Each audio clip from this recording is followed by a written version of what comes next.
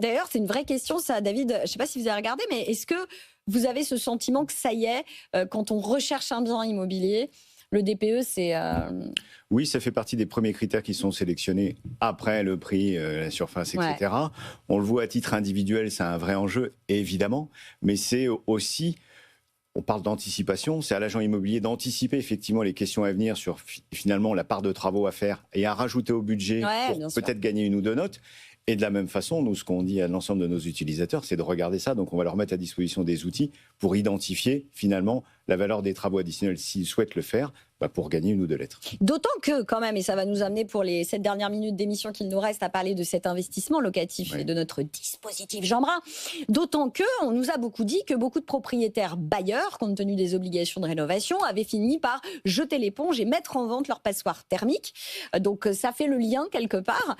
Est-ce que ces propriétaires bailleurs vont revenir? Parce que ça aussi, c'est quand même l'un des vrais sujets de cette année 2026, avec l'annonce dans le cadre de notre budget de la création de ce dispositif fiscal. Est-ce que vous pensez que le marché de l'immobilier locatif va pouvoir, dans les prochains mois, reprendre des couleurs grâce à ce dispositif, messieurs? C'est l'objectif du gouvernement de remettre en place une offre locative récurrente et faire un choc d'offres. Le dispositif loi Jean Brun, même s'il n'est pas idéal, mais pour le coup il s'adresse au neuf et à l'ancien, je vais laisser Brice parler de l'ancien, mais sur le neuf, finalement, ça n'existait plus depuis le Pinel. Donc, ça faisait un an qu'il n'y avait plus rien. Donc, au moins, il existe. Ce n'est plus un forfait de réduction fiscale, mais c'est de l'amortissement. Donc, c'est peut-être un peu plus compliqué à comprendre. Mais finalement, on arrive au bout à une économie fiscale. Ouais. Donc, c'est intéressant, c'est incitatif. Aujourd'hui, c'est peut-être un peu tôt pour dire ce que ça va donner, mais il est compréhensible et les investisseurs bailleurs vont être intéressés par les investisseurs privés vont être intéressés par ce dispositif, évidemment. Brice ? Le signal est très bon, extrêmement solidaire de ce que vient de dire David, en effet, par rapport au neuf, parce qu'on oublie de dire que le neuf devient de l'existant, puis après, ça finit par devenir de l'ancien. Donc, en effet, si on prend du retard, et ce qui est le cas depuis de nombreuses années, ça vient plus parler de crise de l'immobilier, mais crise du logement. Donc, ça, c'est un très bon signal.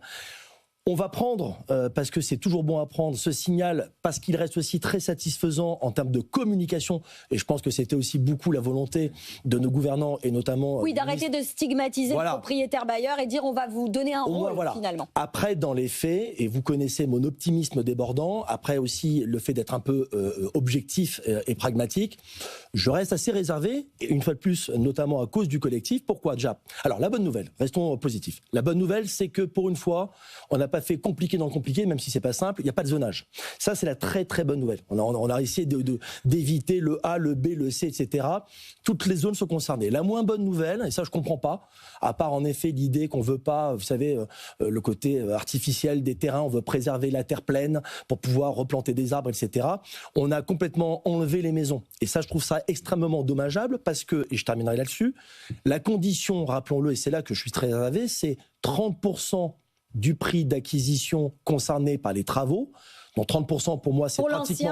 Pour l'ancien, c'est faut 30%. Voilà. Donc 30%, ça commence à faire beaucoup. Et là où je suis très dubitatif, et c'est bien dommage qu'on ne l'ait pas fait pour les maisons, parce que dans les maisons, ça aurait été beaucoup plus simple à faire, c'est l'ambition de la lettre A et B.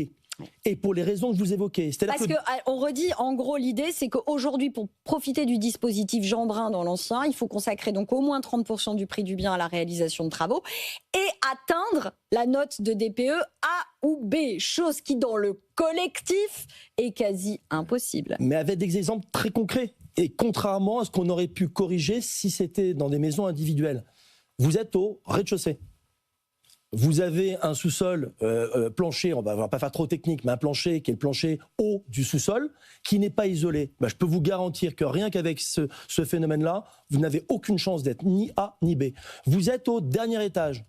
Vous avez eu la chance de pouvoir récupérer les combles. La partie qui vous incombe sur les combles, vous la rénovez, vous mettez l'épaisseur, vous multipliez par 3 l'épaisseur nécessaire, mais vous avez ce qu'on appelle les rampants sur le côté des combles qui, eux, sont collectifs et qui n'ont pas été isolés. Rien qu'à cause de ça, vous ne pouvez pas avoir ni la lettre A, ni la lettre B. Donc vous voyez, c'est un peu technique. Non, c'est pas technique. C'est juste pour dire que, voilà. Alors en termes de communication, c'est super, on prend. Et ça aussi, c'est ce qui ressort vous savez, on sonde assez fréquemment les collaborateurs et nos associés dans le réseau L'Adresse. La bonne nouvelle, c'est qu'on fait un démarrage, même si c'est un tout chichou un peu moins bon que l'an dernier à la même période. Ce qui ressort, c'est que nos collaborateurs et nos associés sont optimiste. Ouais. Donc ça, c'est super.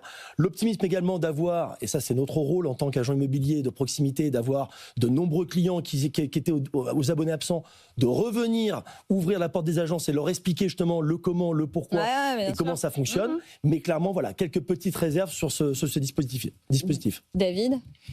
Moi, je vais quand même attendre pas mal du dispositif Jeanbrun, parce que ça va... Alors, c'est encore un peu tôt pour, sur le neuf, donner quelques chiffres, mais en tout cas, ça va donner de l'ambition. Et maintenant, il faut surtout permettre aux promoteurs de relancer de manière rapide, soit les programmes un peu endormis, soit de lancer des nouveaux projets. Ouais. Il ne faut pas oublier non plus qu'il y a quelques élections municipales qui arrivent et qu'on pourrait peut-être demander une incitation pour les maires, les maires bâtisseurs, à ce qu'ils se bougent un peu plus. Donc ça, ce serait pas mal.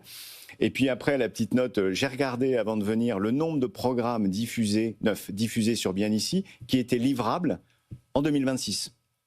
Programmes qui pourraient bénéficier directement pour les investisseurs. Du dispositif. Exactement.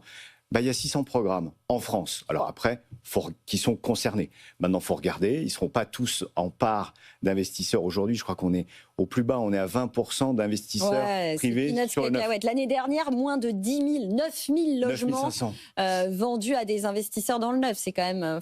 Mais donc, on revient sur une dynamique. Il y a des opportunités. Donc, et puis, on va finir l'émission sur un petit peu d'optimisme, puisqu'on se disait sur le dispositif Jeanbrun réservé à l'ancien.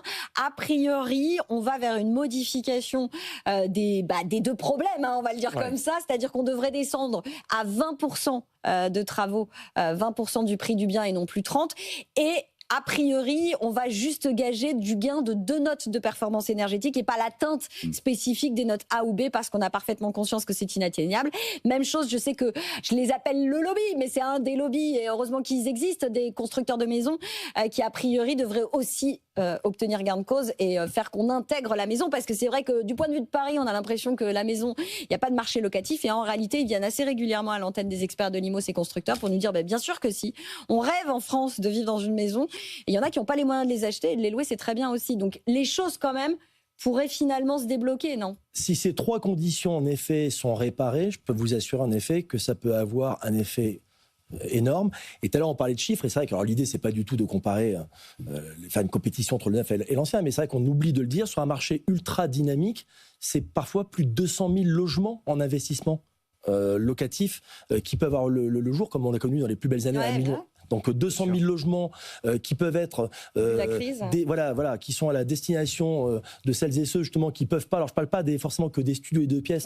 Vous savez que ceux qui sont les plus mal lotis, c'est les fameux 3 pièces qui manquent sur le marché. Les appartements familiaux. Et une dernière chose, tout à l'heure David faisait un petit message par rapport aux élections municipales qui arrivent à grands pas.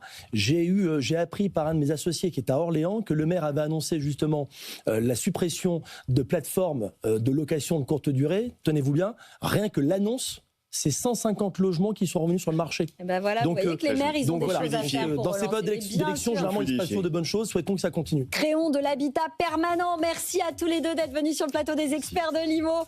David Benbassa, le président du site d'annonce Bien Ici, et Brice Cardy, le président du réseau L'Adresse. Merci de nous avoir suivis sur BFM Business. On revient demain pour un nouvel épisode.